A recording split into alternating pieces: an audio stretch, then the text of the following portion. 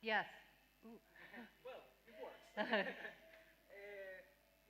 If you could, please ask him to come to the Okay. hall so Sure. let's do the same. Okay.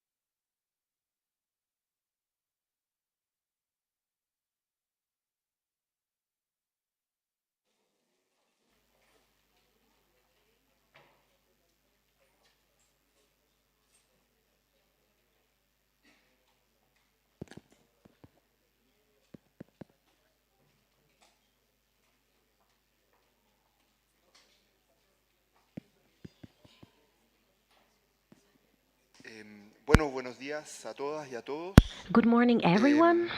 Vuelvo a presentar, ya soy Diego I'm going to Artigas, say again, arqueólogo del my área de name educación is del Museo Chileno de Diaz Arte Artias. Precolombino I am the y hoy archaeologist tengo of el the agrado educational de darle la area bienvenida of the al segundo Museum of día Pre-Columbian de Art nuestro in seminario Chile. internacional And Inglés, today Tiempo we are Gestal, going Innovación to en Educación talk Museal. about the Este seminario busca education in the museum amplificar el impacto de las education. áreas de And educación we are going, en el this museo seminary público y is privado looking y to cómo improve the education and cuál es relation el impacto of que the está teniendo private en las niñas public y adolescentes. investment Hoy estamos and acá to en el be able Centro to Multicultural Recoleta reach Dominica y our voy a hacer una audiences. We pequeña are estancia today in Recoleta en lugares como, Dominica, como which pueden ver, is muy bellos a pero very que beautiful place. no se puede ni tomar café But ni this nada. room we cannot Es either difícil. drink Ya en plano, coffee or un poco eat para cuidar anything. las joyitas It's con las que in estamos order acá to make al lado hoy sure en día. that we are Queremos taking agradecer care a of los más de all 150 this participantes que heritage. siguieron We durante todo would el día de like ayer la to transmisión de este thank seminario. Gracias también nuevamente a las 270 instituciones que nos participants acompañan who y que were han here impulsado online and through esta streaming, actividad. and all of you El who Ministerio de las accompanied us Culturas, in las person Artes y as el well, Patrimonio, el making Museo Chileno this de Arte available. Precolombino, Fundación And Olivo, we el would also Comité de like to Educación del Museo thank the Cultural de Conce. museum, the Ayer Foundation tuvimos un día Olivo, muy, and the muy Ministry interesante. of Culture. Abordamos diversos temas para Today is ampliar nuestra going to mirada be a sobre la very educación interesting day en as well. museos. We are going Entre to otras face cosas, pudimos different indagar en topics, diferentes tácticas and we are innovadoras going para to la talk educación about different que pretenden en innovative museos evaluar techniques su for the pertinencia con las education, realidades and we locales are y going abordamos to algunos de los also see desafíos de la local interculturalidad realities y nuestra and some relación of con the lo challenges of the público. interculturality that we Para are dar inicio facing a la now. jornada de hoy día, In order to tendremos las start palabras del director de la this MUSEO, day today, we are going to director del Museo de Artes Decorativas, que nos invite dará la the bienvenida a este director centro of the extraordinario. Museum of the Buenos días. Decorative Arts, who is going to give a address speech. Buenos días. Good morning. Me complace especialmente I am recibirlos very en happy and sillas, pleased to ahora have tan you hermoso here. You could already see how Estamos muy contentos interesting junto con and Ana beautiful Trante, que es this place subdirectora nacional de is, museos, de and recibirlos we're acá. also happy Este es here un with edificio the patrimonial y monumento subdirection nacional, of donde the museums. funciona el Museo This de Artes is a Decorativas, el national Museo Histórico de monument, Temuco y and la we Biblioteca have Patrimonial, three que different están museums abiertos working para que here, ustedes which puedan is los vean Dominican pasar a Library, conocerlo. República Así que les doy la bienvenida, espero Recoleta que tengan una excelente Dominicana, and jornada also the Museum of y Decorative muchas gracias Arts. por estar. I'm very pleased to have you here, and thank you for being with us today. Thank you very much. Ahora daremos inicio al Now último we are panel del going to seminario, start with the last que panel es of medición, this evaluación seminar, y which is seguimiento del impacto measurement, de los programas evaluation, públicos and de los follow-up museos. of the public este programs panel of the compartiremos museums. In estrategias y this experiencias panel, relevantes de la we are going evaluación to e impacto share de los programas different públicos, relevant valorando el aporte de las áreas de experiences educación. and also talking about the Estos procesos son education. claves para These focalizar recursos y processes mejorar are continuamente key los to programas culturales de make los sure museos. that these Conocer las estrategias de cultural evaluación y seguimiento programs de la of experiencia del the público como una museums oportunidad are para used in a enriquecer la correct toma de way, decisiones and y la creación de they're programas also y fortalecer la enrich interacción our entre decision profesores e taking instituciones. and makes sure that all Voy a these invitar a institutions las are panelistas working y la in moderadora para que a vengan rich way. adelante So we are going to invite the moderator and all the presenters to please come and sit on the stage. So we have the Anne Torian, who is the founder of the audience agency, who is create a vibrant offer for all our audiences and communities. This organization works in whole United Kingdom and internationally, and they have very academic partners, many academic partners, and they work with local communities, and they also developed the first international platform that deals with that. Okay, so please come to stage. Then we have René Goki and Joan Gorlick from the Museum of Native American of Smithsonian, and René Goki is the citizen of the Native American tribe, and she is also member of the she's been working with the Native American communities since early, and she's working on the community initiatives, and she also promotes the culturally receptive education, and she is also the head of the She is the Assistant Director for Education in the Smithsonian National Museum of the American Indian, and she is also working at the City University of New York. She has taught the classes about anthropology at the university level at the Lehman College, City University of New York. And then we have Adriana Mortara, who is at the Faculty of Sciences of the Information at the University of Brazil. She has public studies of the museums, and she is also since 2006 she is the head of the director board of the ICOM of Brazil, and she's also in 2019 she is in charge of the best practices, and she also works at the University Federal University of Ceres. And we also have the Maria Luisa Vergara.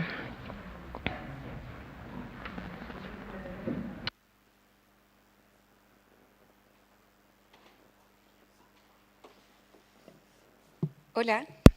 Hello. Hello.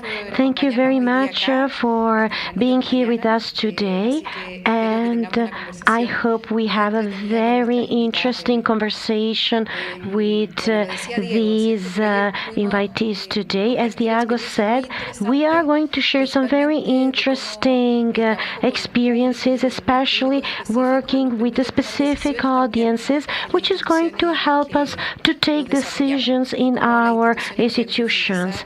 And as we can see, we can also do a deep dive in the impact that these institutions have in our communities. Impact is a great word.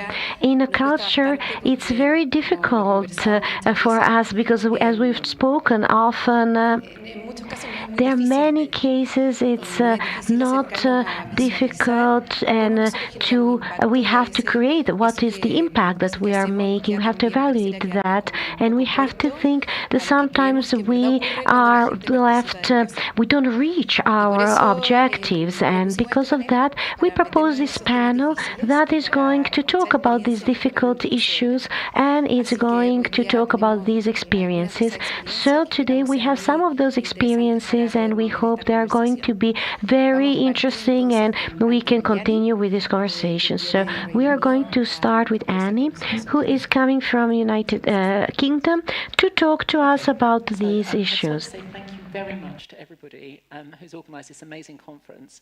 I feel very honoured to be here, but I also wanted to say thank you to all the speakers yesterday, and also to speakers today, because I am really, really inspired by everybody's stories. In fact, last night I was dreaming about butterflies in an ecosystem, for those of you who were here. And it's just very beautiful images. And it really made me reflect a little bit about this subject of evaluation, and I've tried to think about some of the examples that we spoke about yesterday. So my session, my little talk introduction, is more a meta thinking about evaluation, and we've got some beautiful real stories to follow. So I want to just apologize because there are quite a few blobby diagrams in this presentation, so just bear with me. Okay, but first of all,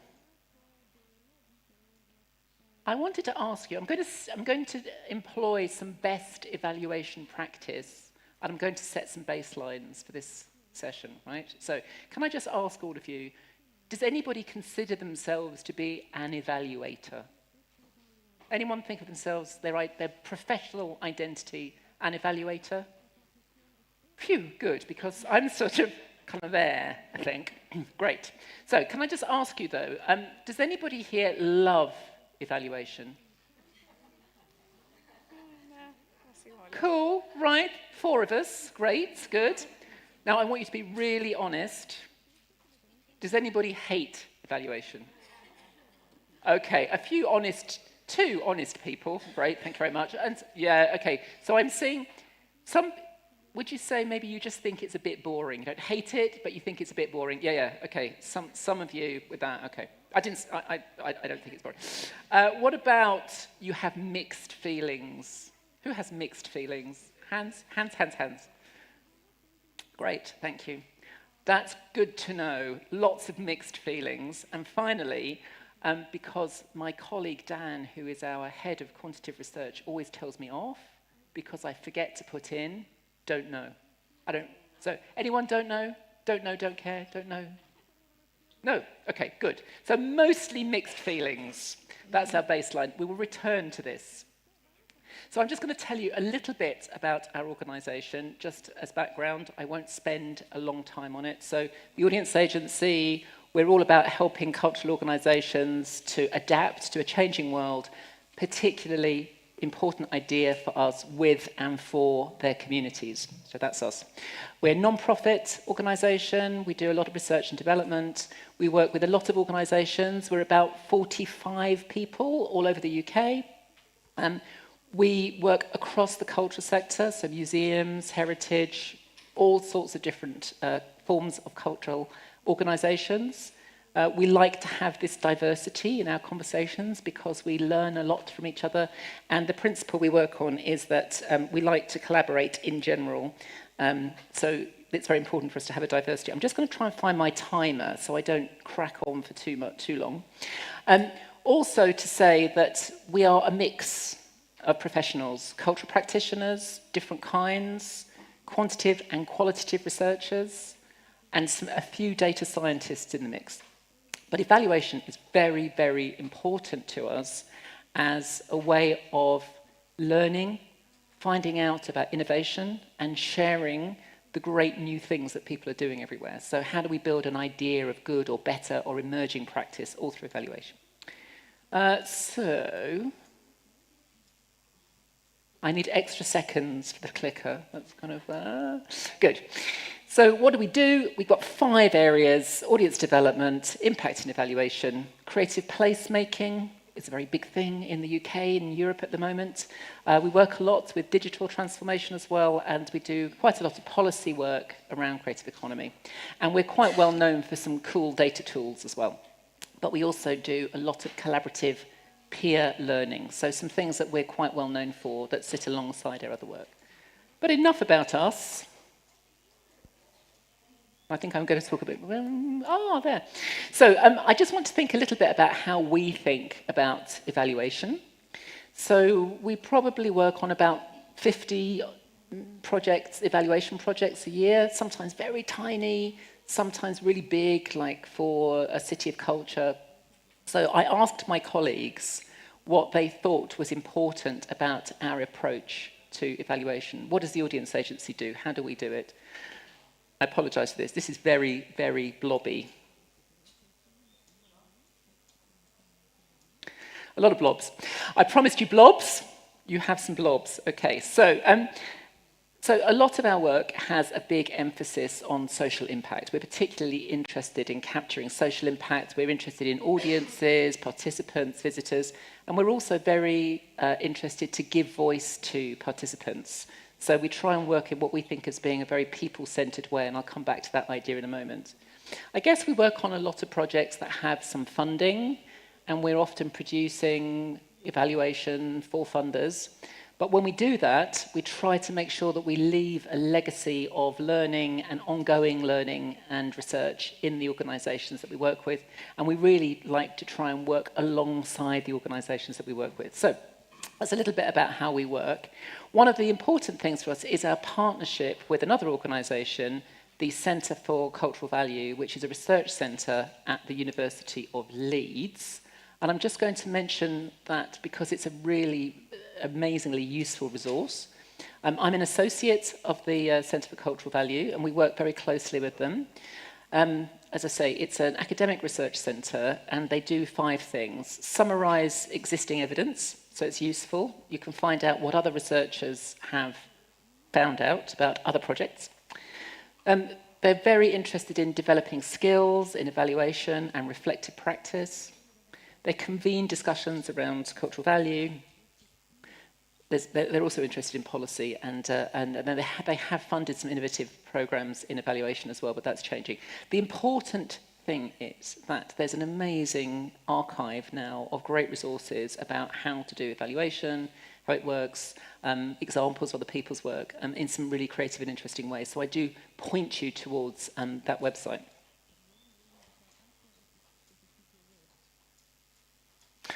So let's come back to our subject at hand. So what is evaluation? It's a pretty simple idea, let's face it. You know, the dictionary definitions say, you know, there's an English one to determine the value of nature or character or quality of something or someone. And in Spanish, acción y efecto de evaluar, by which the translation goes, estimar, apreciar, calcular el valor de algo, right? So simple, it's just not what it does on the tin. Okay, but let's have a look. This is going to be fun because there's quite a few animations here. But when we start thinking about what evaluation is for, it gets a bit more complicated. Okay, so sometimes we might be thinking about assessment for funders. We might be thinking about understanding our return on investment. We might be thinking about reporting to stakeholders, finding out what worked, documenting what happens. That's evaluation, right? We do all of those things as part of evaluation, or we expect evaluation to do those things for us. Voilà. So we also often want evaluation to deliver for us on advocacy and PR. We want it to help us to make a case for investment. We want to make evidence of our impact. We want to show what difference we make. We want to build knowledge right across the sector.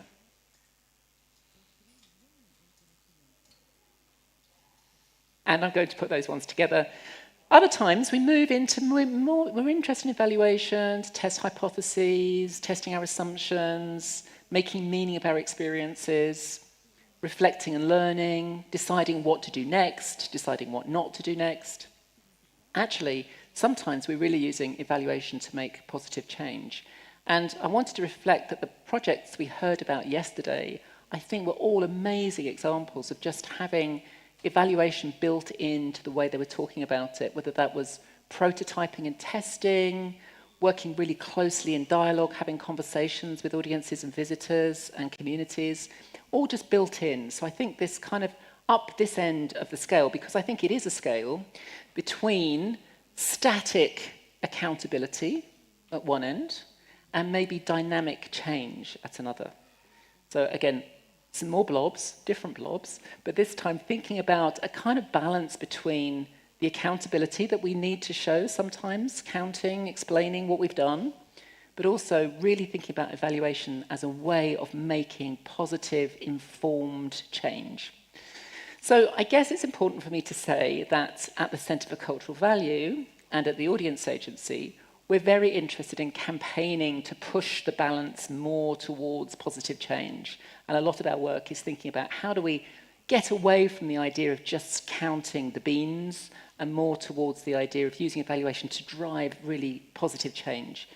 And one of the reasons we believe in that is because if you're driving change through evaluation, that means you're having to listen to all your stakeholders, to your audiences, to your communities. And this is a kind of a, we want change that involves all of our stakeholders. And evaluation can be a really useful lens through which we can do that. So what we really, in a nutshell, forget the balancing and the diagrams and stuff, but actually what we're most interested in is getting away from valuing things just because we can measure them and moving towards measuring things because we value them. So thinking about measure is a strong word, but thinking really about what is the value that we create and understanding that. So measure what you value, don't just value what you can measure. So moving towards an idea of thinking deeply about the value we create and how we can capture and tell that story in a way that is appropriate for us, but also is appropriate for our audiences, visitors, and communities. So another useful resource, a big piece of work for us with the Centre for Cultural Value. We thought a lot about, it's not so much what you do in evaluation that perhaps matters, but the way that you do it. So one of the first things we did with Centre for Cultural Value was to create a set of cultural evaluation principles. And you'll find them online. I'm going to tell you briefly what they are, but there's a lot of great resources about putting these principles into practice in different ways. I will say that we were very keen to create principles first because I think there is no one way to do evaluation. It has to be about what you want to learn, about what your communities need, not necessarily a sort of toolkit. So we wanted to get away from toolkits. We wanted to think about principles. There are quite a lot of evaluation principles out there in the world. So we asked ourselves, well, what is special about culture? Why do we need some cultural evaluation principles? And we came up with some things that I think do make it distinctive, but you'll have to talk to me later if you're interested. We developed these, the principles through a co-created process. We had a lot of dialogue sessions, a lot of consultation sessions. We spent a long time rewriting them and backwards and forwards, and we imagine that we will continue to do that over time. Do have a look. As I said, they're being used in more and more practical ways. They're becoming adopted by more and more organisations. So, see what you see. I'm going to give you a quick intro to them. Here they are. So there are 12 altogether, and they're grouped in these 4 areas. They're grouped by, firstly, make sure that your evaluation is beneficial, that it does no harm, and that in some way it is doing some kind of good. So putting learning first, that idea, not about counting, but not about counting beans or accountability first, but learning first. Of course, it's important that it's ethical, and we've talked a little bit more about what that means, but really importantly, that you can do something at the end of it, that it changes what you do in some way, that it's actionable. Of course, we want things to be robust. It's important that it's to be trusted. And we argued a lot about whether to say objective, independent, all these words, but we decided that this is sometimes a myth, that an evaluator can be completely objective or, completely independent. So we went with this idea of open-minded, that evaluators need to stay with an open mind. And we also talked a lot about being proportionate. Many organisations in the UK certainly are asked to evaluate a huge amount, and sometimes too much to be a very small organisation. So they're asked to do a lot of reporting, but nobody knows why, to try and argue to make it proportionate to the task at hand.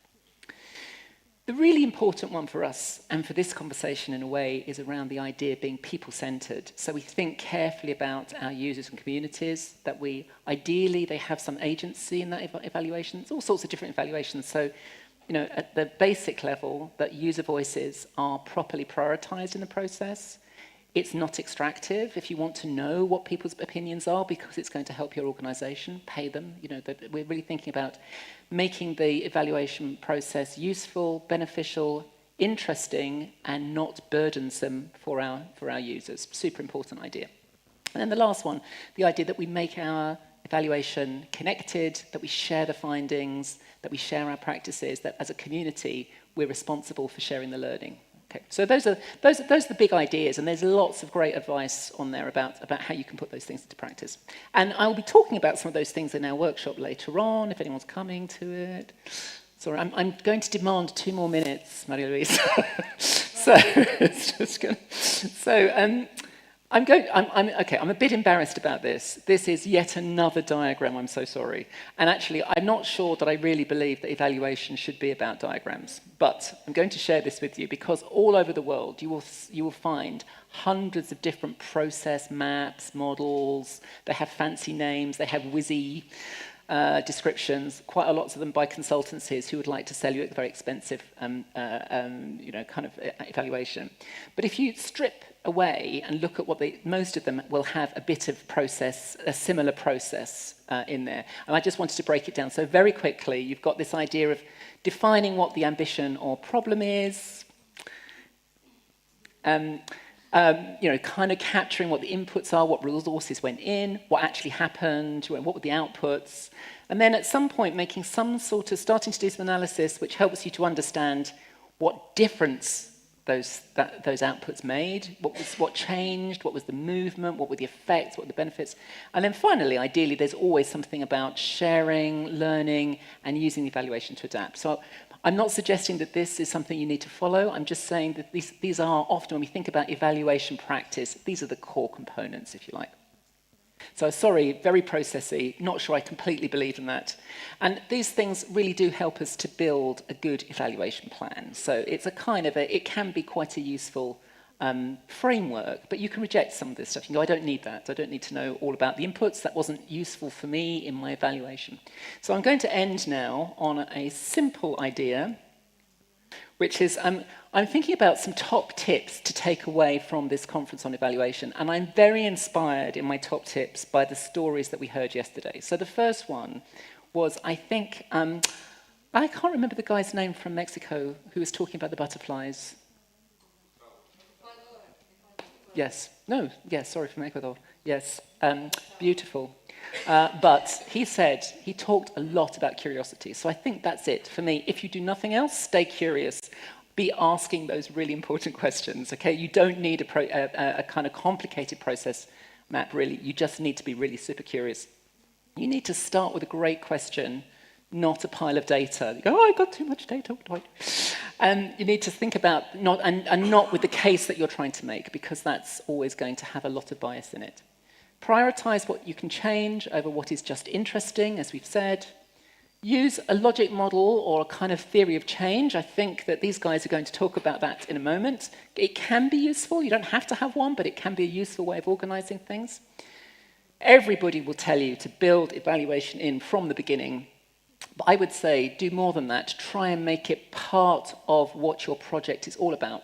All those projects yesterday were amazing examples of having the evaluation built in. I'm looking at Zara, thinking about those journals, all the way through that amazing project, all just an integral part of the program if you can make it possible. I'm very interested in this idea of prototyping as a way of learning a lot fast. Start something very small and get a lot of feedback before you commit. This seems to me to be an essential part of agile evaluation. We'll be talking about that a bit more in the workshop. And finally, just bear in mind, just look out for the biases. Just kind of check your own assumptions all the time. Check the cultural framework you're thinking about. Check that the methods you've chosen don't have some bias built in. It's not a science. It's really a feeling and an instinct and an art, but just to try and bring as much awareness to your evaluation as you can. So those are not my top tips. They're the top tips that I think we shared across the last 2 days, so I really enjoyed and was inspired by that. And I think I've got my last question is, so has anybody changed their mind about evaluation? Baseline, okay, come on. I'm going with a 10, yeah, that's at least a 20% movement. Thank you very much. Okay, good. Right, that's it.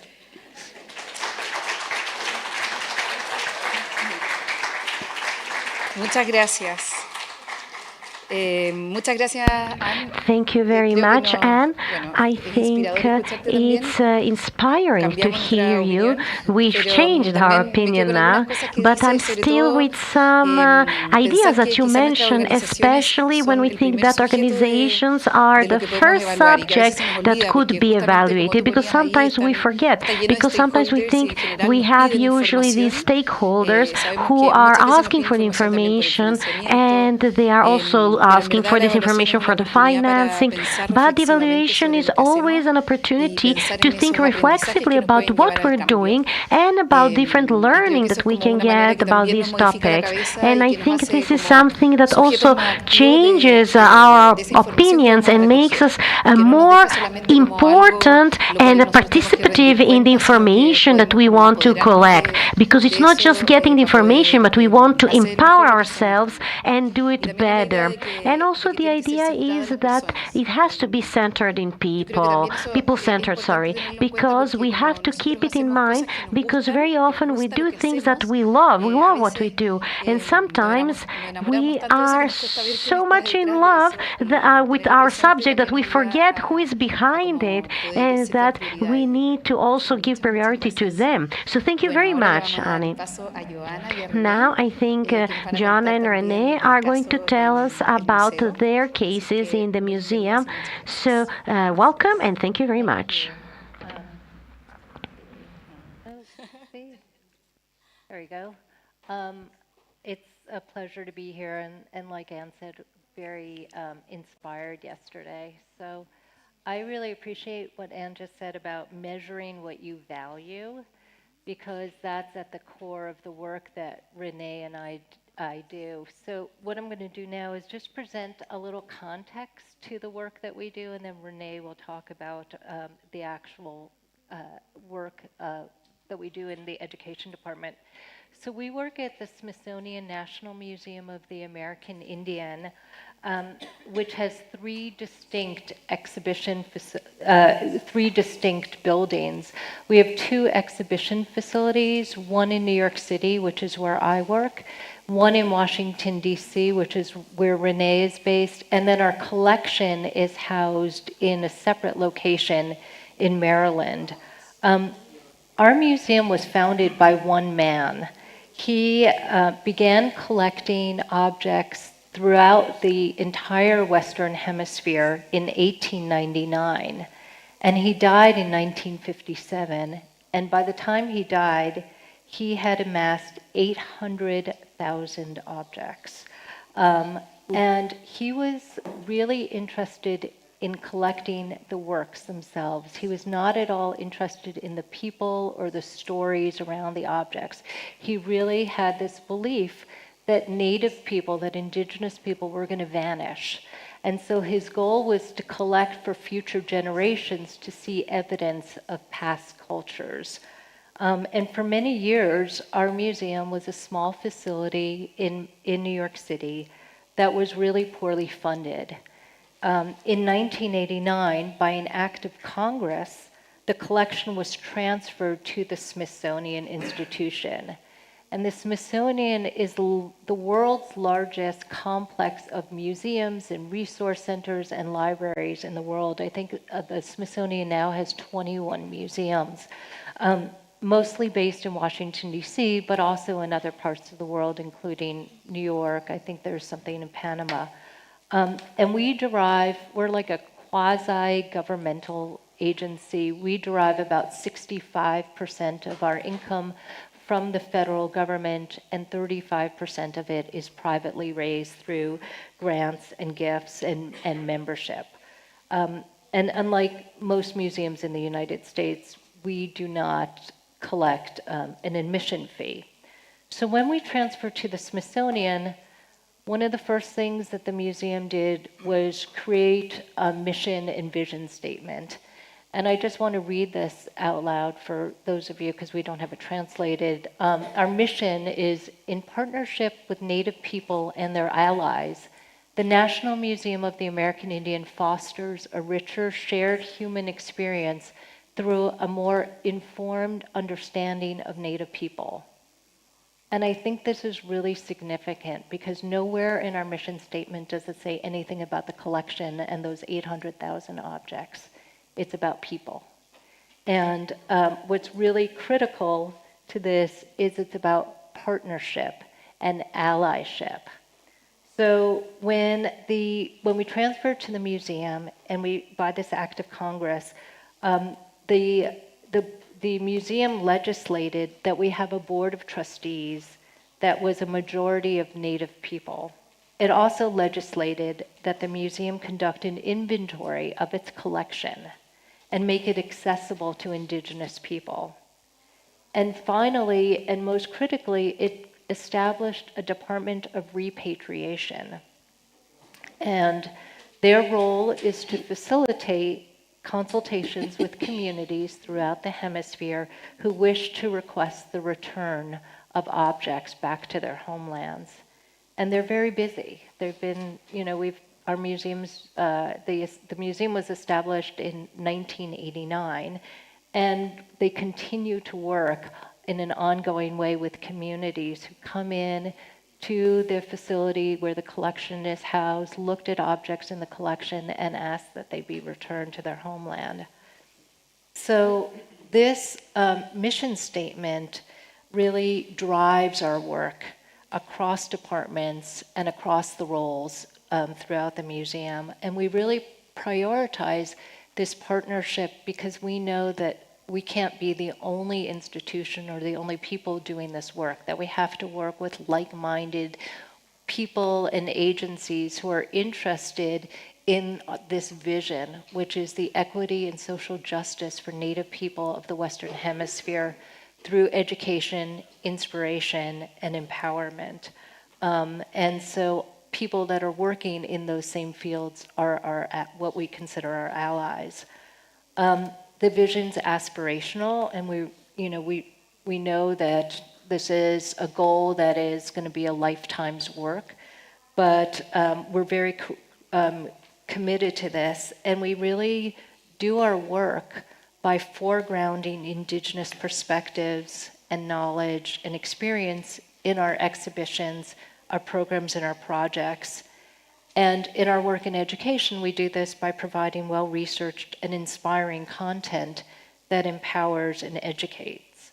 So that's a little bit about the context in which we do our work and how we do our evaluation. It's really about people and these partnerships. And now I turn it over to my colleague, Renee. Thank you, Johanna. And I'd just like to thank everyone, seen and unseen, who helped bring us all together. And I'd also like to thank the Indigenous people who have cared for and stewarded these lands for thousands of years that allow us to be here. So thank you very much.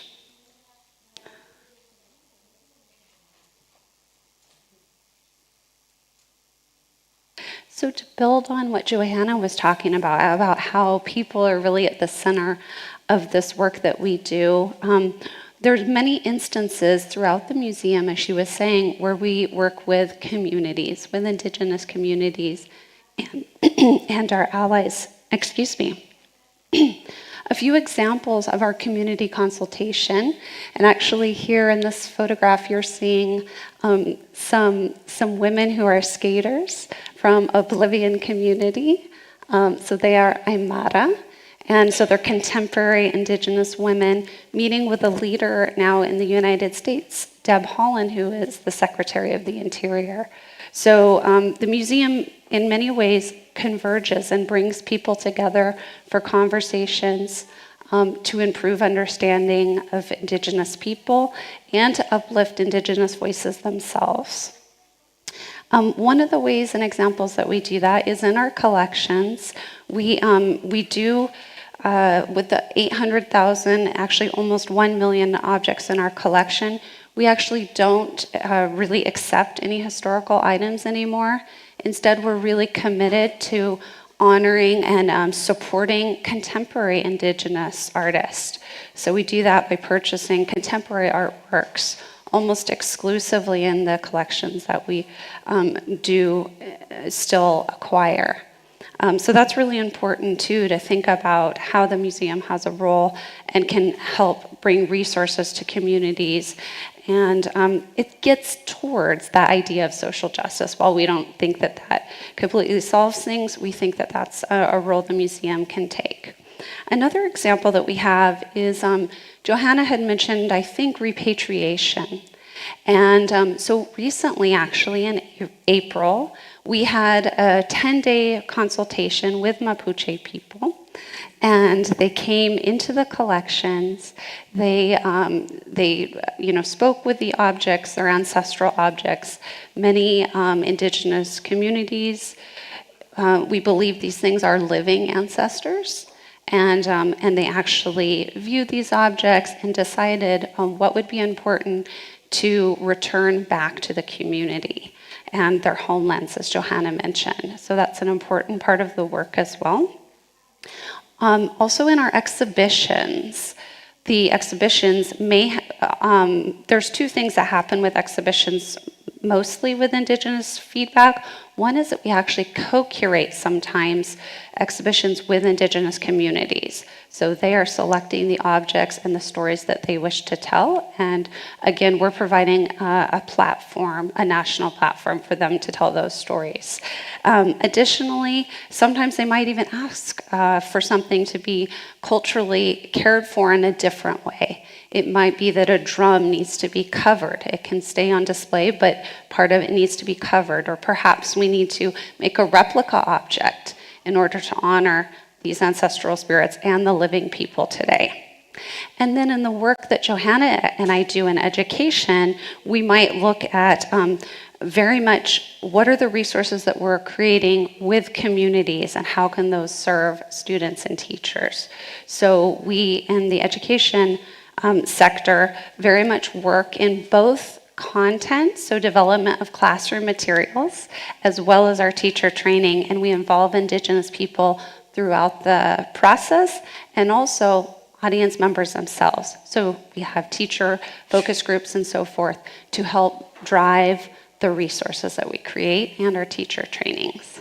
So I'm going to talk a little bit more about our National Education Initiative.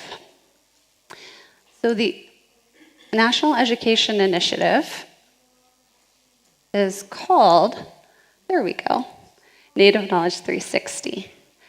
And this National Education Initiative, while it's primarily focused on the United States, the first kind of leg of this work or step of this work, we recognize that we also have a hemispheric approach as well in the materials that we produce. So the audience that we serve are kindergarten through 12th grade students, and in some ways our museum has kind of had a bit of a departure from other Smithsonian's in that we've really gone deeply, I think, into formal education and classrooms.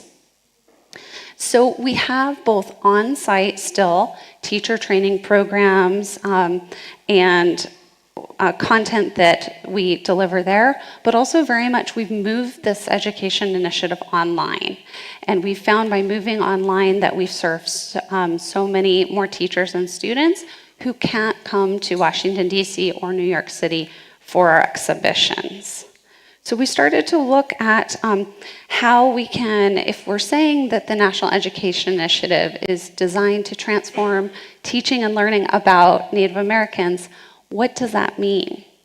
What does it mean to transform or change? So we realized as we started this work, we really realized we need to understand what people already know, where they're coming from, what biases or assumptions people might have, if maybe perhaps society, teachers, students, and really all of us, what have we been taught about Native people or Indigenous people? What might we need to unravel, understand more deeply, maybe even unlearn stereotypes or simplified ways that people have taught about Native people in our past. So we must know where we are starting. So from this, we decided to develop a more rigorous evaluation system. In education, we've often always used simple paper evaluations after our workshop. And we often did this to understand learning shifts, for example, in the teachers that we're training, or to understand how we could program better. But what we decided is that we really needed to, those are kind of the obvious content and learning changes. But what might we need to, ask midway through? One of the very simple questions we realized we needed to ask is if teachers had simply even heard of Native Knowledge 360. So this has very much been a work in progress as we've moved from paper to an evaluation system that's online. It's a very simple survey that we administer. We realized we have to ask where teachers are, and then the audience afterwards, after our teacher training, for example, where are they now? And we wanted to look at, have attitudes changed? Has language shifted, for example? Are we building confidence in teachers using these classroom-ready resources out there? And again, the awareness piece kind of came later, where we took a step back and said, oh, we never really asked the question, do people even know about this National Education Initiative that's rich in classroom resources? I mean, I think it's frankly surprising to people how much is here. And by asking the question, what we found is now we have 50% of our teacher workshops, the audiences are completely new audiences, almost every time. So by asking that simple question, now we can say, oh, we're building new audiences. So sometimes you just have to ask the question, and it's funny, that question was right in front of us, and it took us a while to just ask it. So again, we asked also questions, as I said, with the pre and post about attitudes. We wanted teachers to build confidence, right? And so we wanted to have them kind of talk about how confident they are in their training and knowledge so far, and then how they feel after the training. We have found from our research so far in the pre and post surveys that different content, we might talk about everything from actually genocide in California or the mission. Some of these are very hard topics to talk about, but we found that we have increased confidence by the end of the training. So we are seeing a shift there. We also use not only these pre and post evaluations, which are very grassroots and have been quite fairly easy for us to administer, but also we always leave time for teachers to think about the next step. So we build in time for teachers to think about, now that I've maybe shifted my thinking a little bit about Indigenous people, or maybe I feel a little more confident, but we want to build time into the program for them to think about, what's my next step? What's my next action? And we try and provide many learning opportunities and entry points because we understand that learning is really very much a spectrum. Everybody might be starting from different places. Right there. There we go. So this is just one example of how kind of some of our methodology and how we do the work itself to kind of, what is our methodology and how do we inspire learning and how do we empower the teachers to not only learn themselves, but then bring that to their students or transfer the knowledge, which is a whole other layer of education. And so again, we see learning and where everybody is starting as a different place. We try and provide many entry points into this material, understanding that we might have Indigenous, non-Indigenous, people who are experts. And so through that, we always want to begin with a sparking curiosity. So we very much, our resources, our content resources, very much revolve around an inquiry design model. So we're asking a central question, and we use our collections and photographs and videos of Indigenous people speaking for themselves, so many different primary and secondary sources, so that we can continue to spark curiosity and students can start to answer that central question through those resources. Additionally, in our teacher training, we always bring a spirit of curiosity as well. And so we ask very intentional questions in a particular arc of questioning. So, for example, with sparking curiosity, we might want to model our own learning and very much level the playing field with our audiences and say that we're not experts on Indigenous people. Nobody is. And so when we can model, Indigenous people might be experts on their own community, but we may not know about other communities. And there's so much to learn because of the diversity of Indigenous people. So we spark curiosity, we model that, we do things like see, think, wonders with artwork, and just fuel this idea of asking new questions and valuing that. Next, we move into connecting with our audiences, and this is again the thing I was talking about where we provide lots of entry points and we ask questions in an intentional order. For example, what did you first learn about Indigenous people? Who taught you and what did you learn? So that we are all, it's a kind of an easy question that there's no wrong answer to. We don't necessarily ask like, how do you teach it? Because that might make people feel a little defensive. But we all want to kind of understand where we might be starting from. And we may start from similar or different places. So we want to build a safe space and build community. So that's really that connect piece. You have to, I feel that, and we found through our evaluation, you kind of have to build that community before the brain is ready to take in more new information. So then third, we provide kind of this forensic evidence or this learning that is steeped in what we hope is, accuracy. So we work with our historians for our materials.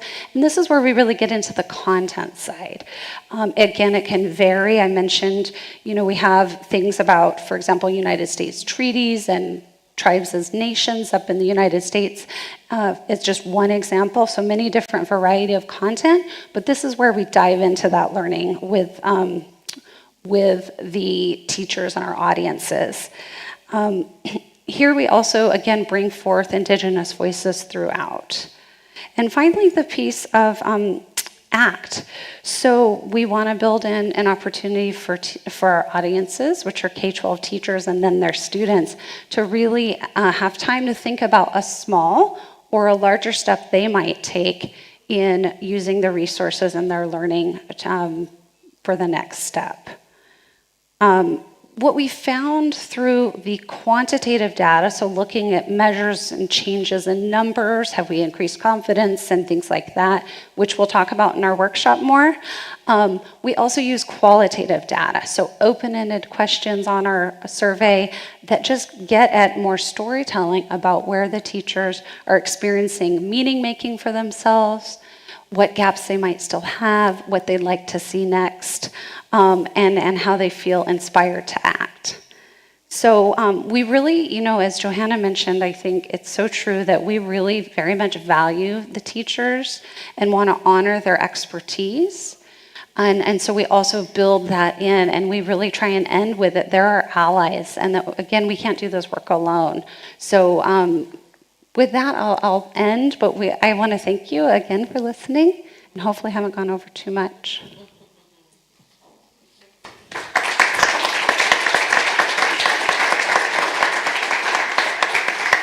Muchas gracias, Johanna y René. Creo que también viendo un poco una experiencia nos ayuda como a tranquilizar lo que algunas de las cosas que Ana nos mencionaba antes. Some of the things that Anna was talking about before, of this idea about being centered on people, people-centered, and also collecting information which allows organizations to get to know what's going on. It can also be a huge learning experience for other people. And in your case, for example, with the teachers that you were working with, when you were asking them things, you were making them ask things about themselves, and that's a dimension that you sometimes forget. And I also think what's a really good idea is to make the question, because sometimes we don't make questions that are really evident or right in front of us, and they can actually involve a lot of learning. And also the other thing is to think about the next steps in learning. And now we're going to be with Adriana from Brazil, who's going to talk a little bit about her experience. Hello, good day. I'm going to talk in Spanish, or Portuñol, Portuguese, Spanish. And I'm going to talk about two experiences. And I think they are very practical and positive experiences of evaluation experiences. Now that everyone is feeling much more comfortable with the word evaluation,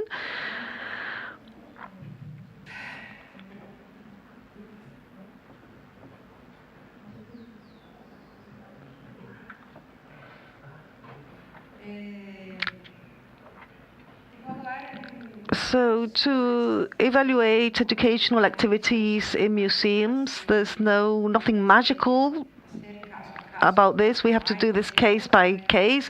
There's lots of models, there's lots of knowledge, but it's important to think of each particular case, and also because we are in a non-formal universe, and oftentimes the visitor is the only time in the life that the person, the student, can be in an exhibition one day, then in another kind of exhibition another day. So there's many variables. And to also evaluate visitors, we also need a lot of time. Yesterday, someone was talking a lot about the times of the visitors, because usually, for example, the school visits are very short. So there's not much time. There's not much time to ask. There's not much time to talk calmly, to discuss things. So it's very difficult to make evaluations at that time. And so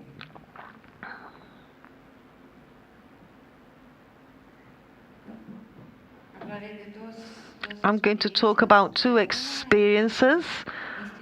One is in an institute in Sao Paulo, And at that time, I was the director of the Historical Museum of the Butantan Institute, which is a health institute. They have a history museum,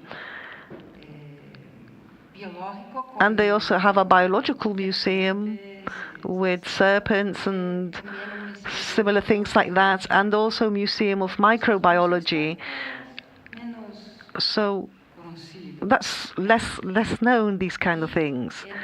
And the institute Moreira Salles is an institute, it's a museum that mainly preserves photographs, and it has 3 different places located in Rio de Janeiro, Sao Paulo, and another city. So this is the work is in Rio de Janeiro. So this is a historical museum. It's a very small one within a large institution, and we have we created a new program for schools, and the groups were coming for all 3 museums, but in one of them they would stay longer, so that they can dwell deeper into that. So why 3 museums? Because the school takes children out once in a lifetime, so they want to see all 3 of them. It's not very pedagogical, but that's what we have, right? So in this new program, we decided to start with an evaluation that had 3 participants: students, teachers, and the educators from the museum. The idea was to have 3 different perspectives of the same experience. So we can get the idea, which is this model of the Montreal study group and the museum study group. The idea was to have 3 different characters who are going to participate in the visit, so that we can get to know the perspective of the subject, which is the student, of the mediator or agent, and of the educator, the teacher, in this relation and education within the museum. So it's a correct museum, because a historical museum is a traditional museum.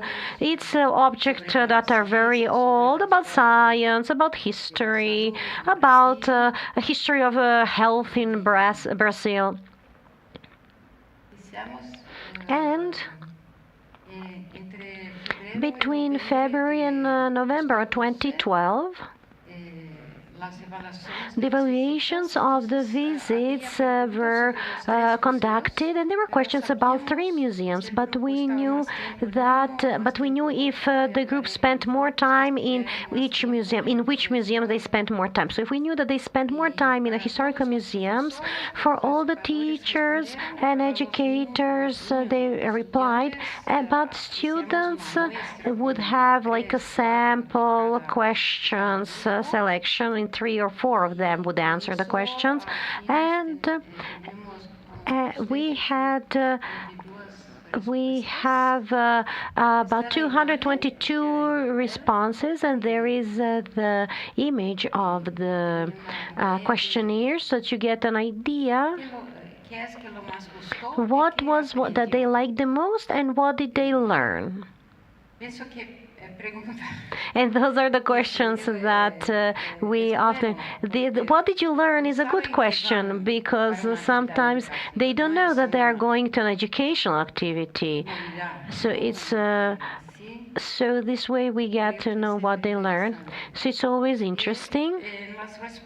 And the answers regarding what they liked the most, it was very clear that for the students the experience was very positive, and they spoke about different objects For them, these objects were very strong point. They were truth, and they were all saying they showed a great appreciation of all these artifacts. For example, all typing machines, the history of each object, and the typewriter for me was. Which was for me, it was like the typewriter on which I wrote my schoolwork. It wasn't anything historical there, but for them it was something interesting, right? And they also spoke about different new things that they learn. For example, like about... Oh. Okay, there.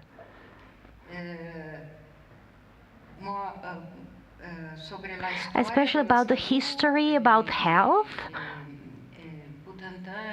and the area that we used to be used for the production of the different serums against snake venom serum and antidote, and how do they do it, how they use the horse's blood to create this blood plasma. And I noticed an emphasis in the last sentence. Look how you make that serum to get the snake bite, because we really can see how it's made. So for them, these objects have a strength of being true. It's something tangible. So we have to work different ways of interpreting them, because they're not all the truth, right?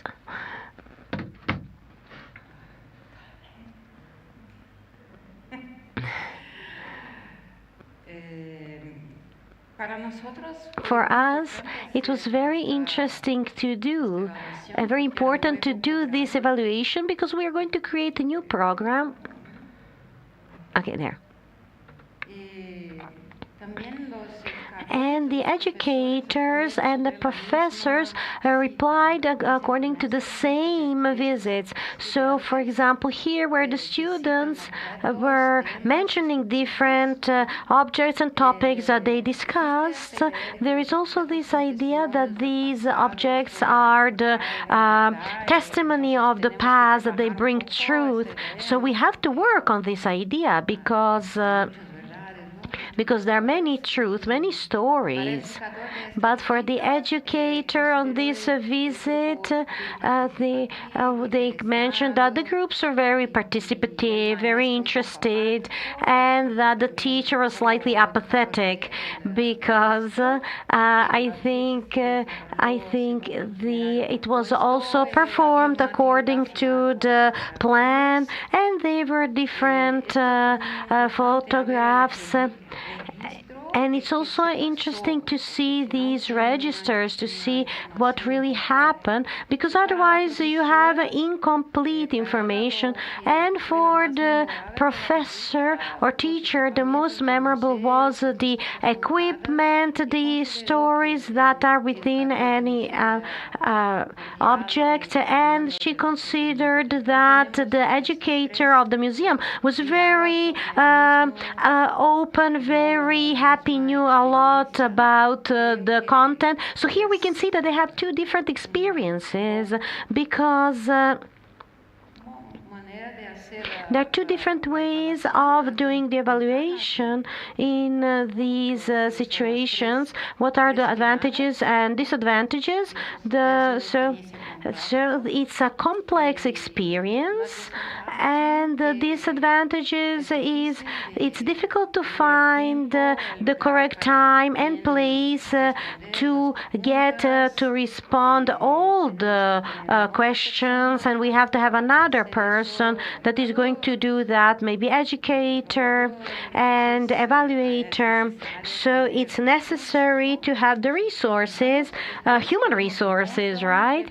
And we also have a lot of documents and forms to process afterwards, and we have to work on that. So that would be disadvantage. And it's important that we have three different points of view, but that's not everything, because there are other options, other possibilities to get another points of view, not just those three. So I think that it's very interesting. For us, it was very important to create, to help us create a new program. The other experience that we had was it was different because it's Institute Moreira Salles, which is in a different city, and here it was the house of the family Moreira Salles, and now it's their cultural center, and it's very close to a community, like a ghetto community, as they call it, favela in Portuguese, and the limits of the favela, there is a public school, and that school had a project that was supported by different organizations, philanthropic organizations, in order to promote education. And they were interested in creating a project that is going to be created with this institute. I worked with them as an external evaluator of this process. For me, it was interesting because it was the same group of the students and many activities for over 6 months. Okay. In 6 months, the same groups they were creating 11 meets, or in the institute or in the school, and in all those meets, there was always one person observing so that they can conduct the evaluation, and they were making evaluation and then annotation and photos, and they had to fill in the questionnaires at the end of each meet for the students, for the professors, and for the educators, and we also created interviews with the principal of that school, the pedagogical coordinator, and some other teachers in that school, and with the educators from the museum. And it was very enriching because in the same group, we could dwell deeper into these questions: what is working, what's not working, and it was a new project as well, and it was important for the evaluation and to see if these initial objectives were not possible to be met, to achieve, so we can prove that some of the objectives were actually met and reached, but not all of them. This is a quote of Denise Greenspan, who is the educator of that museum some time ago, and she said, out of the specific objectives, 2 of them could not be reached because they were unfeasible: to understand the operational chain of the museum processes, and to discuss the photographic devices, contemporary photographic devices, and their dissemination in different media. So we can say that these objectives that were met, they were mostly related with the institute as a place, and also creating the dissemination of the photographic memory, and understanding and observing of the technical, thematic, and historical aspect of photography, and experimenting and learning about the processes of constructing photographic images. So it was possible to get to know what are the objectives which that were reached and feasible and which were not reached. And there are advantages in everything. There are advantages and disadvantages and difficulties to be done because this was a long process. And so that they can continue observing and checking all this information, and after each visit we would make a report and everything that was happening. So we have also like a memory or a report written. Okay. Okay, so in these processes, we can see different views, the point of view of the external examiner and the opinion of the coordinator, principal of the school, and the people that we conducted interviews to. So all that was possible because there was a relationship and also commitment of all the participants. The school, the teacher, because there was many meetings and many people, and the challenges are that try and compile everything, dedication in the observation, do all these partial reports, final reports, and all this has a cost in human resources, in financial resources, and it's difficult to maintain this kind of evaluation for all the objects, for everything, all the activities, and this is a challenge, an important challenge. What is it? The continuity, because one is having an evaluation experience and the other one is having continuous evaluation, and that is very difficult. And well, and there are my references, and thank you very much for listening to me.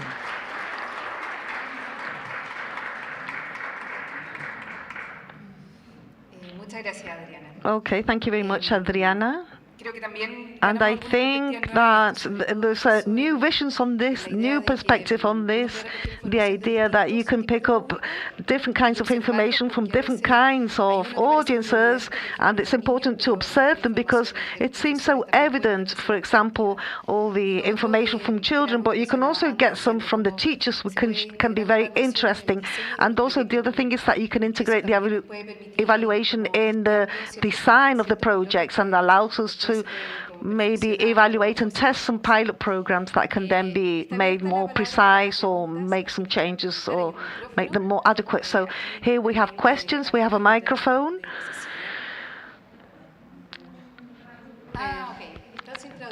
Okay, so there's no translation into Spanish though.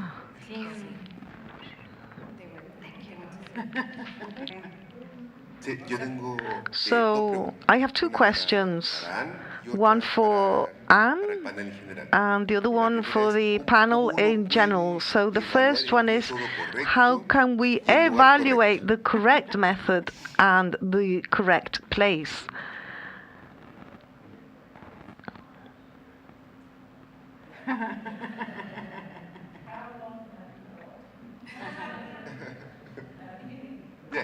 Okay.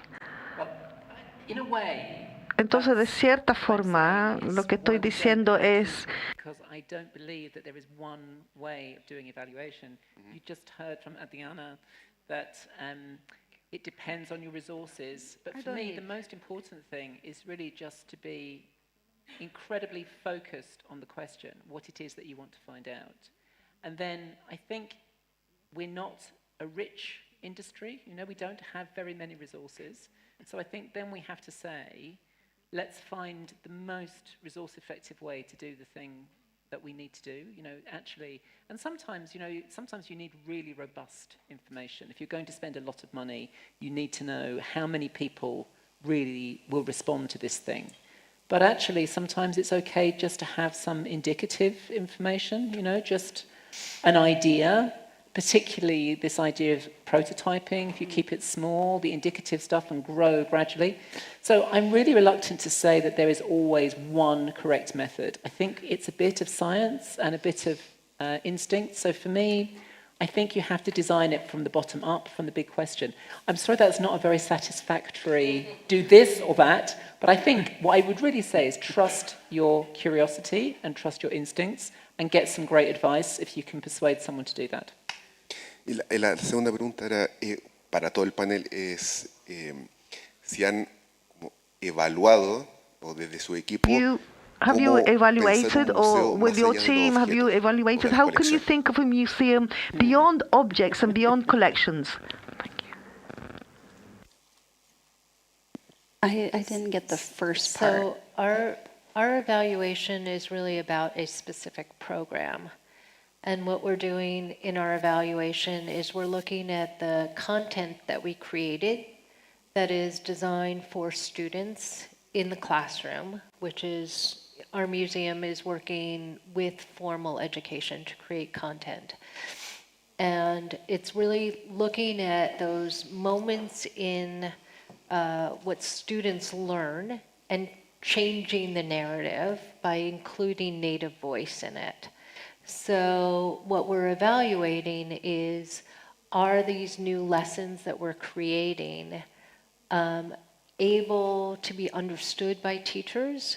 Do they align with the curriculum that they're doing?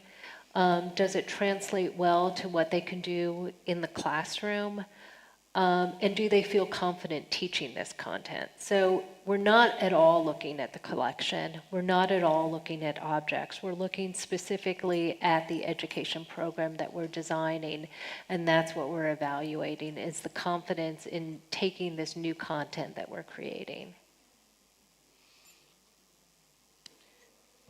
I was thinking about an experience that I had. That Una experiencia. Sometimes you need to be open to different, I think you said something about that not only what you want, but maybe it may happen something that you don't expect. And I was doing an evaluation in a museum that's it was a house of an artist.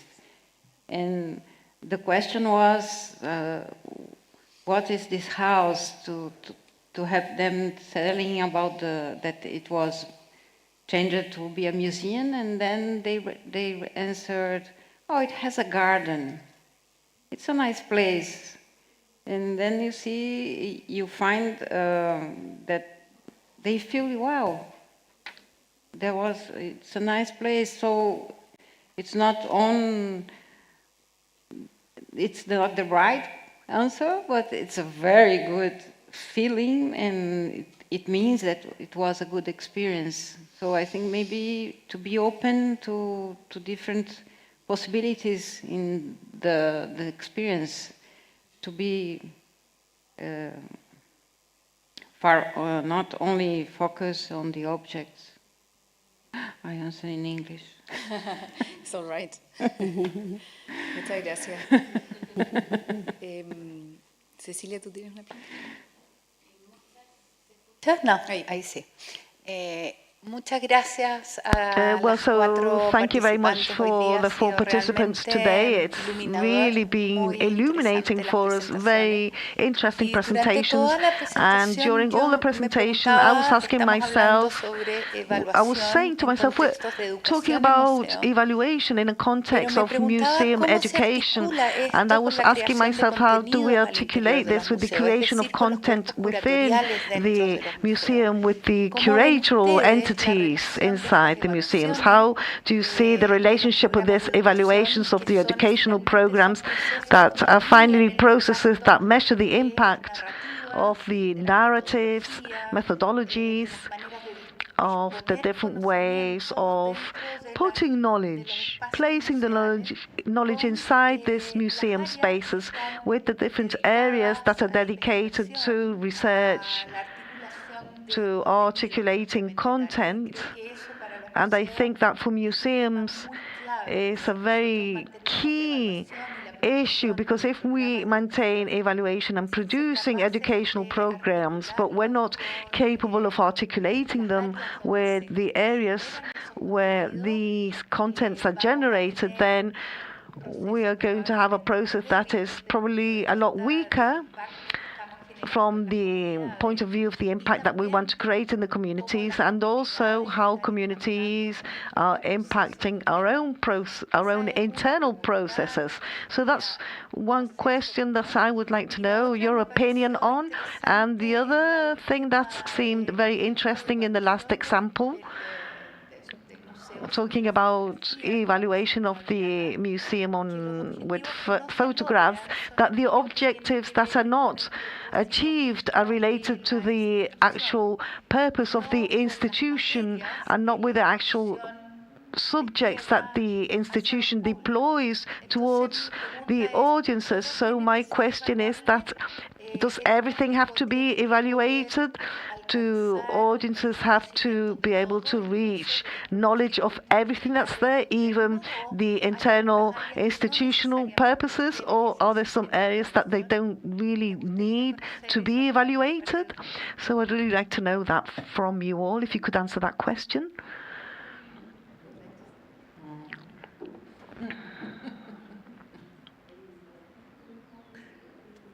Yes, so the last question, do all our audiences need to be involved with everything in a way?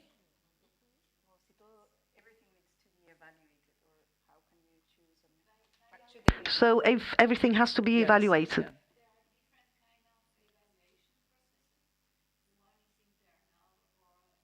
Exactly, right? Yeah. Exactly. Now, for me, evaluation is just a way of learning about the things, ideally, probably about the things you want to change or ask questions about. So I think it just depends, right? I really like Adriana's very straightforward example of the importance of different perspectives. So for any problem or question, a problem you want to solve or a question you have to decide, first of all, whose opinions matter in this question, right? So for me, that's your choice, always.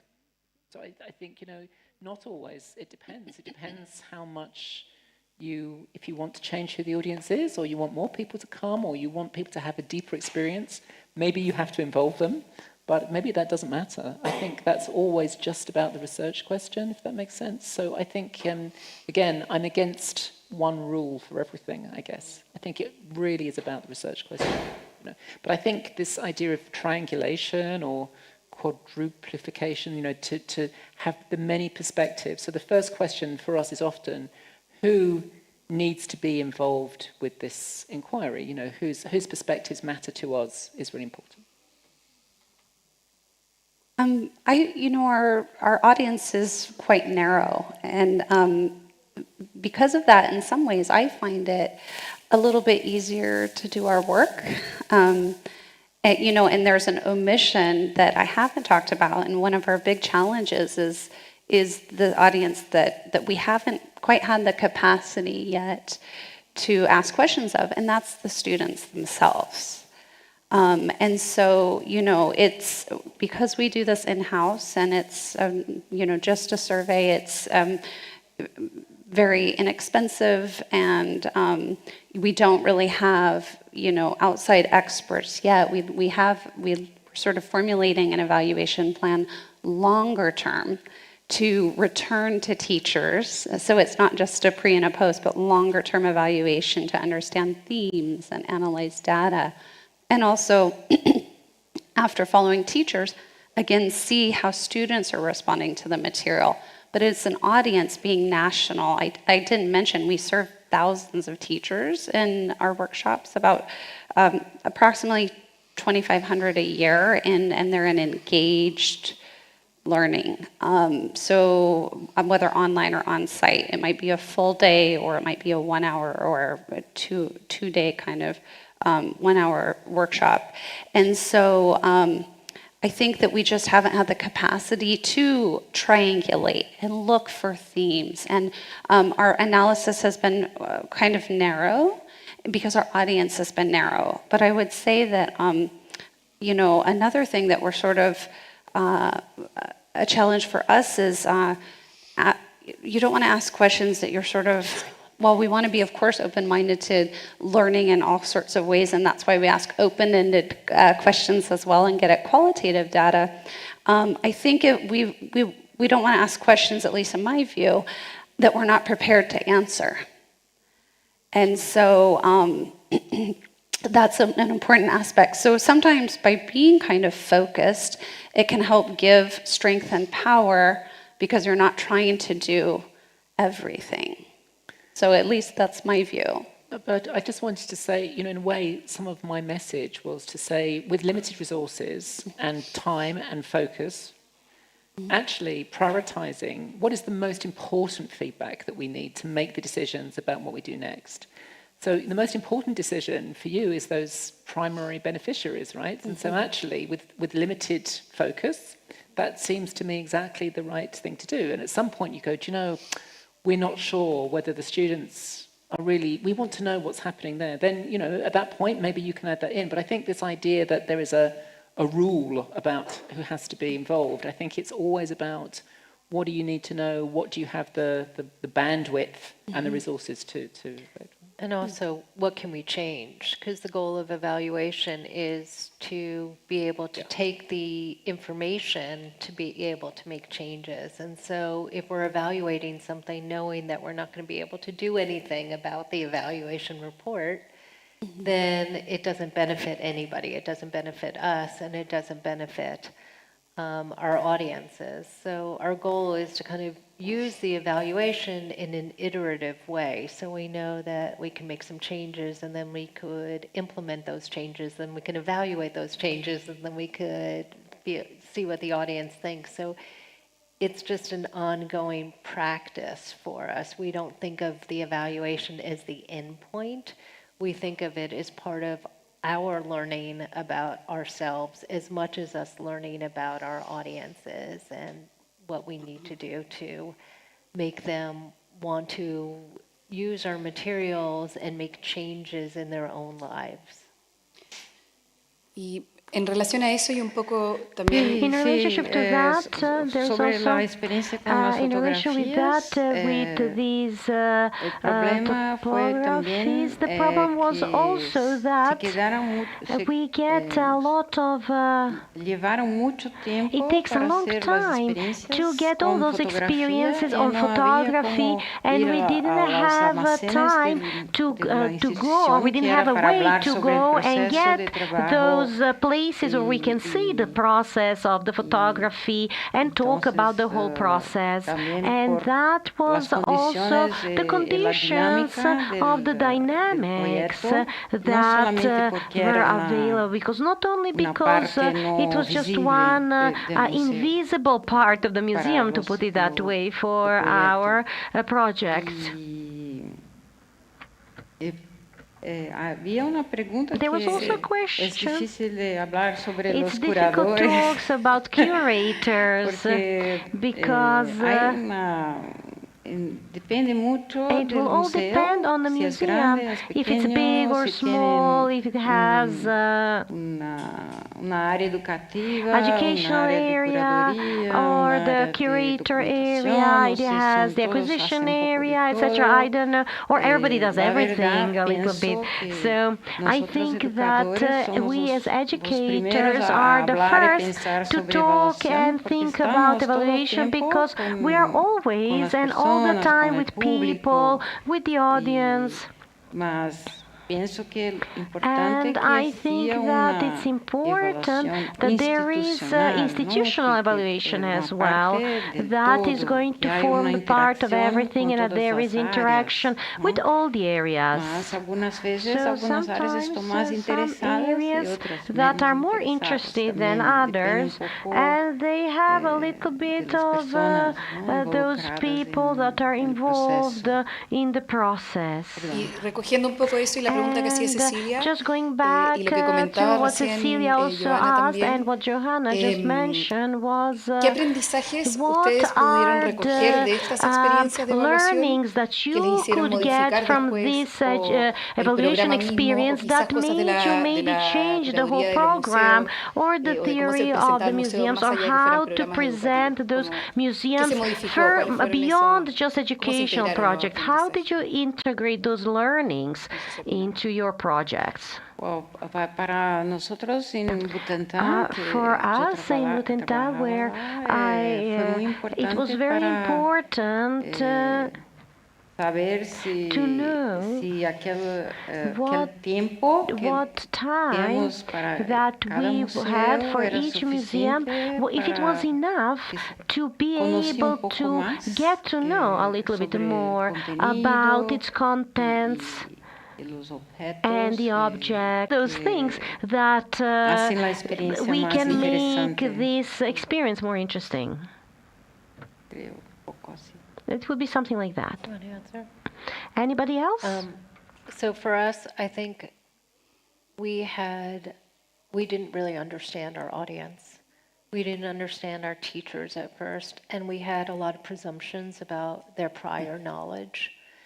And I think the evaluation helped us slow our process down considerably and allowed us to start at a place where we were asking our teachers to tell us a little bit about who they were and to build community and connection, as Renee had said, so that there wasn't a defensiveness from them for not knowing. And we wanted to make sure that there was a comfort level, because when anybody's learning new information or unlearning information that they think they know that's correct and maybe it's not correct, we don't want them to be defensive. We want them to really be in an open space to do that. So I think for us, those early stages of evaluation really helped us kind of change the process by which we then related our content information to teachers. So it was a slower process. We spent more time at the beginning really kind of building community and making teachers feel that they were the experts in their own classrooms, that we were not the experts for them. But what we could provide them, that's where our expertise was, but that it was really a partnership that we were trying to build with them. It wasn't what we call a sage on the stage. Like, we weren't trying to instruct them, but we were trying to work together in partnership with them to build, better students, to make students who are more educated and with the truthful stories. And we know they're going to go out and vote, and they're going to be, civic engaged young people. And so that's a process that we all have to build allyship with. So we just slowed our process. The evaluation really helped us change the way that we work internally. Good. Había una pregunta ahí. Sí. There is a question there. Ahí. It's good.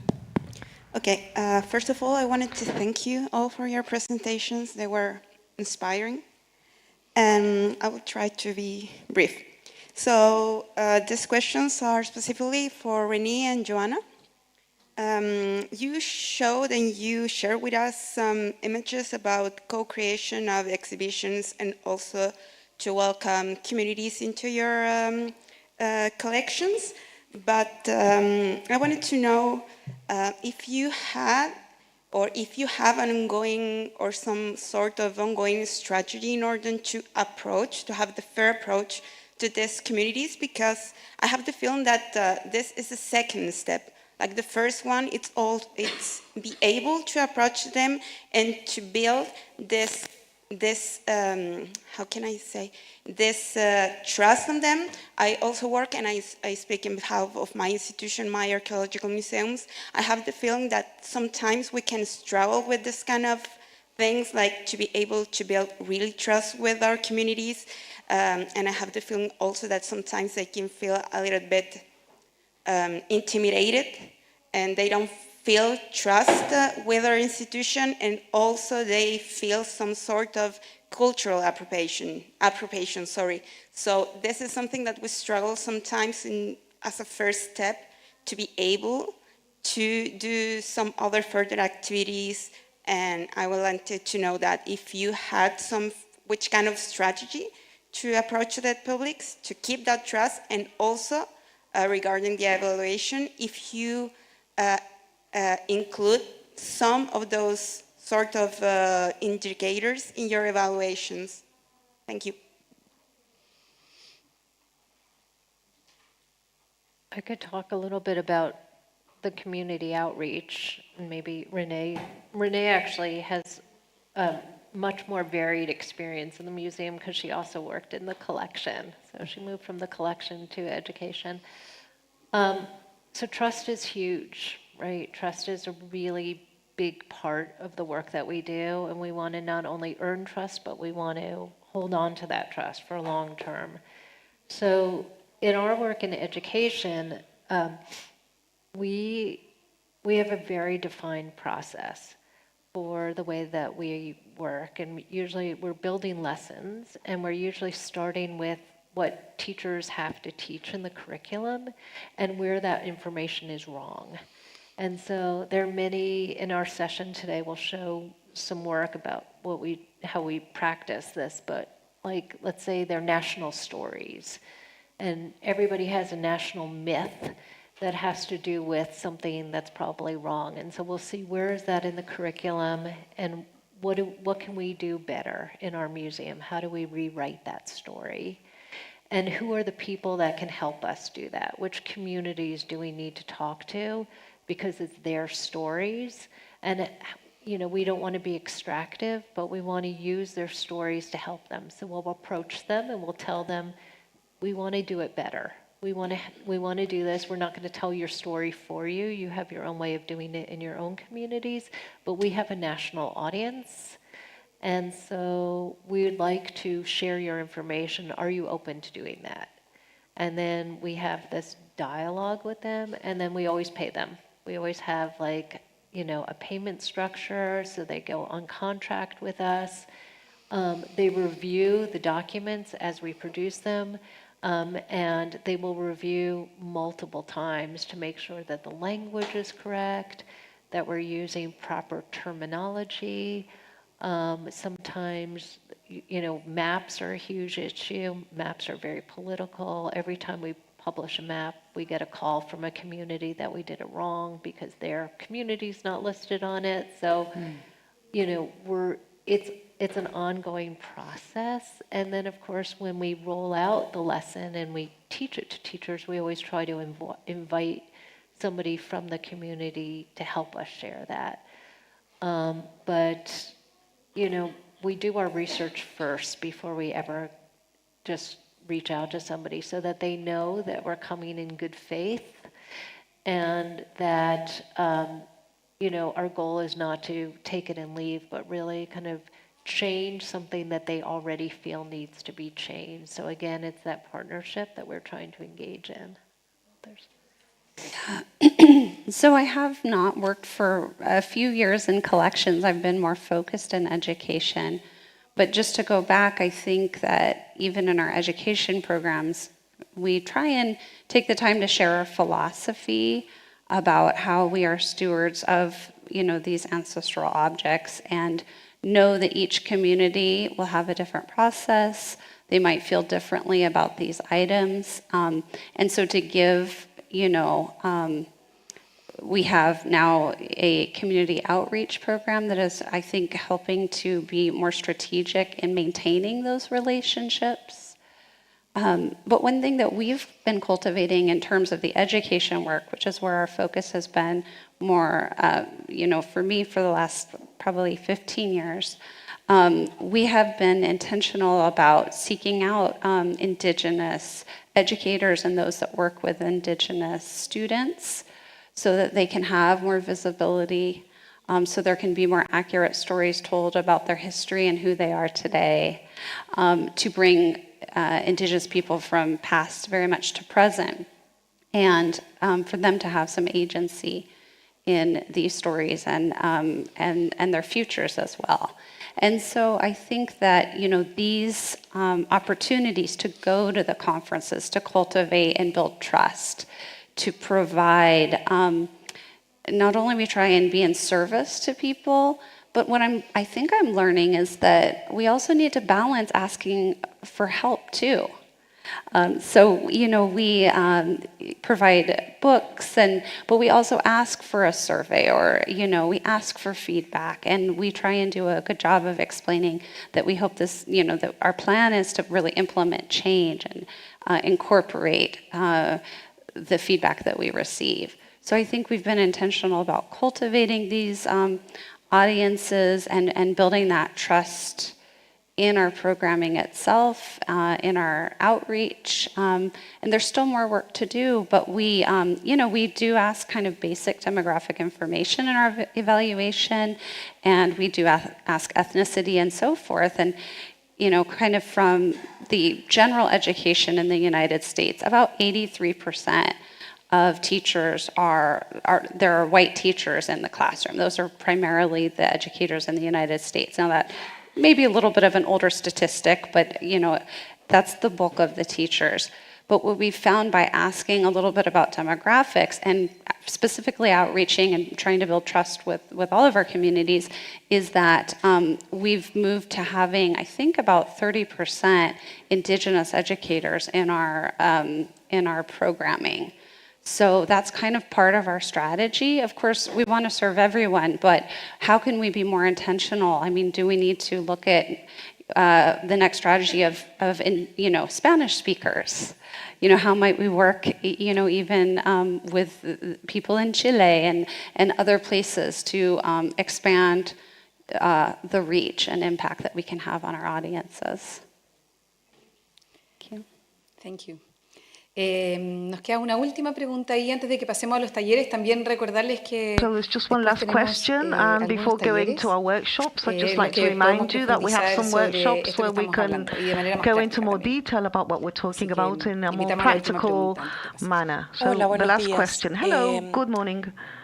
Se supone que So idealmente, supposedly, ideally, when you design projects, educational projects, the ideal is to contemplate the evaluation, to involve it, and generally that takes us to hire usually some consultancy or completely the whole work to be done completely by an external advisor, or sometimes it's just someone that advises us or helps us to design or to have the technologies, the tools, or someone to do the whole work. In your experience, ¿qué es lo que les ha resultado mejor o depende de qué se evalúa? Me gustaría saber qué opinan al respecto. Una pregunta muy puntual. Or to get someone, an external person to do it. What's worked best for you? ¿Quién quiere partir? Well, I mean, obviously, my organization and Andriana as well, I think, you know, we are external evaluators. So of course we think it's a good idea.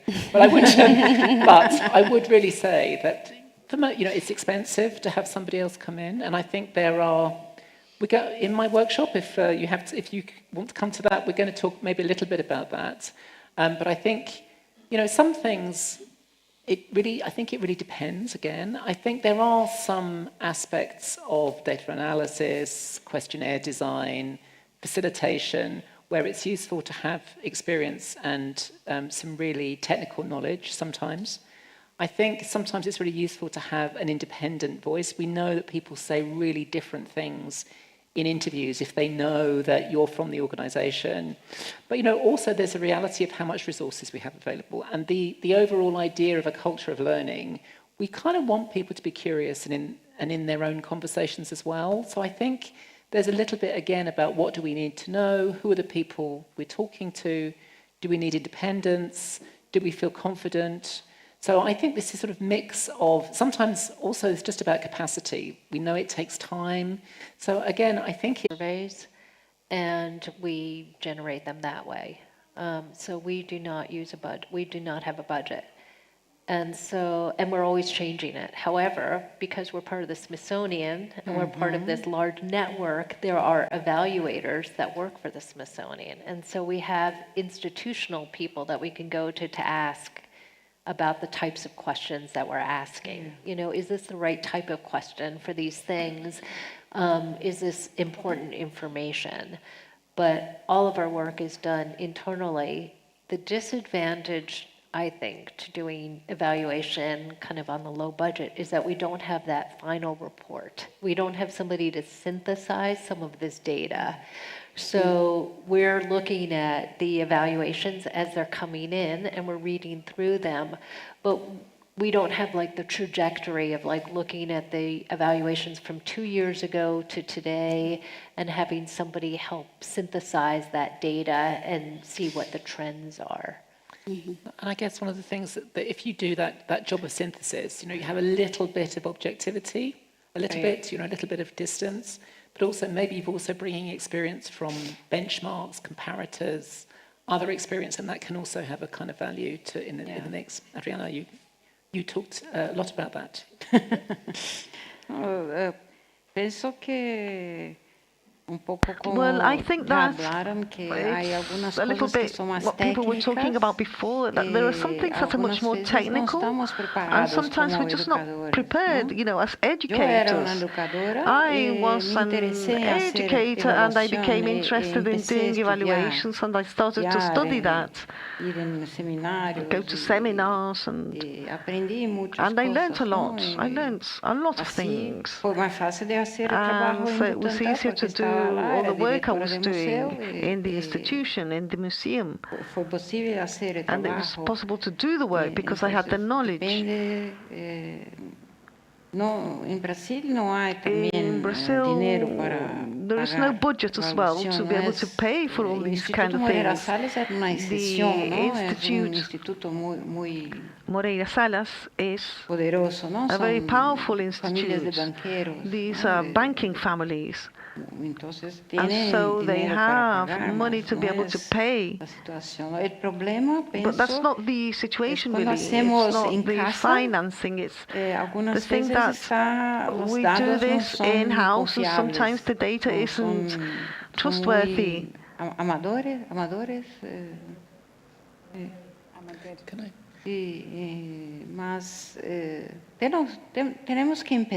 So we have to start de algún punto y después cercar alguna parcería con universidades, por ejemplo. And then, for example, try and work with universities, with schools que pueden ayudar. That can help and assist. Estas posibilidades. So these are some possibilities. I just wanted to say one thing, that actually in the last few years I've moved. Overall, I've changed my opinion from thinking that it's always best to have an external evaluator. And I've really moved my position on this to thinking that actually it's very important that we are all involved in evaluation in our own organisations, that we're close to the evaluation. So I think this thing, independence is useful, technical skills are useful, but I think that we should all be evaluators, really. And I've really moved my view about that because I think it's so core to how we develop, design, stay close to what it is that we're about. So I've kind of completely changed my idea about it. So I just wanted to share that as a final thought. I will say, too, that I think that being very close to our material and knowing that we're evaluating it makes us more accountable to our own project. So we say that we're transforming teaching and learning, and we're saying, you know, we're going to hold to this. If we're going to say that we're going to do this, this is how we're going to be accountable to it. This is not true in other units or other departments within the museum. This is something that we really feel very strongly about in our department, and we're really committed to this.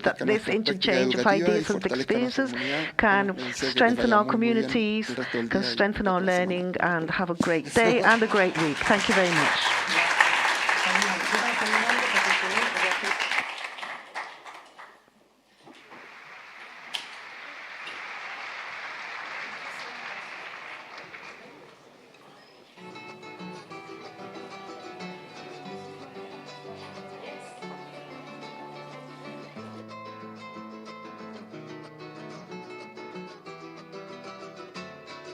Ni toda la tierra entera